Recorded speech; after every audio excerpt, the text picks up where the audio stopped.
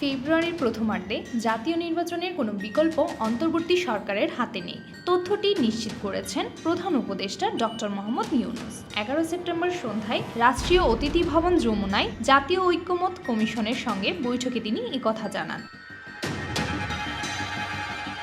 এই সময় ডক্টর ইউনূস বলেন, অন্তর্বর্তী সরকারের প্রধানতম 3টি ম্যান্ডেটের অন্যতম হচ্ছে সংস্কার। এই নির্বাচন ও বিচারের মতোই সমান গুরুত্ব দিয়ে জুলাই সনদের বিষয়টিকে দেখতে হবে। তিনি আরও বলেন, আগামী ফেব্রুয়ারিতে অনুষ্ঠিতব্য জাতীয় নির্বাচন শুধুমাত্র একটি সাধারণ নির্বাচনই নয়, এটি একটি ফাউন্ডেশনাল ইলেকশন, যার মাধ্যমে নির্ধারিত হবে আগামীর বাংলাদেশের পথরেখা। তাই নির্বাচনকে সামনে রেখে আমাদের অবশ্যই মৌলিক সংস্কারগুলো চূড়ান্ত করে ফেলতে হবে। সেই সঙ্গে মাথায় রাখতে হবে ফেব্রুয়ারির প্রথমার্ধে নির্বাচনের কোনো বিকল্প আমাদের হাতে নেই।